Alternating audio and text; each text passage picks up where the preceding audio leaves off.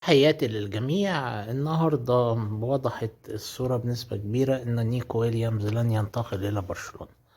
جدل كبير جدا ما بين إن اللاعب مش واثق في وضعية برشلونة المالية وخايف إنه يجي ما يتسجلش بسهولة، والنادي مش مستقر، فبيفكر في عرض أتلتيك بلباو. بيعرضوا عليه 7.5 مليون يورو سنويا لمدة 5 سنين، شرط جزائي 100 مليون يورو.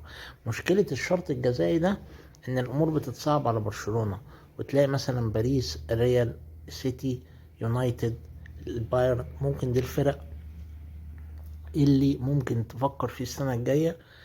وإن كان ديكو المدير الرياضي لبرشلونة قال لنيكو ويليامز قطار برشلونة لن يأتي إلا مرة واحدة. فبرشلونة نفسه كان برشلونة فشل ذريع في التخلص من اللعيبة. كان نفسه يخلص من رافينيا، ديونج، قالوا لا مش هنمشي. بيفكروا يبيعوا فران توريس،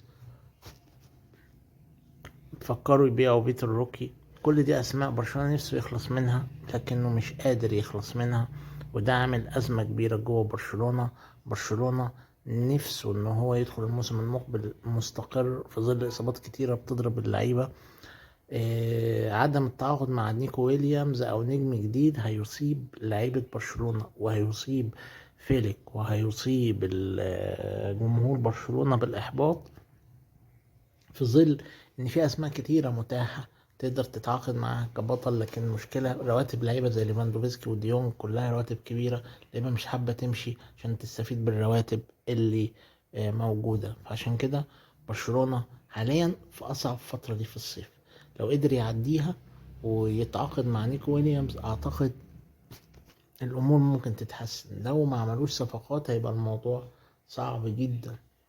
جواو فيليكس عارض انه يرجع لبرشلونة، خصوصا ان اتلتيكو مدريد مش هيوديه في معسكر هونج كونج. اتلتيكو مدريد قال اللي عايزه يا اما شراء يا اما اعارة مع الزامية الشراء، وواضح ان اتلتيكو مدريد هناوي يربي جواو فيليكس.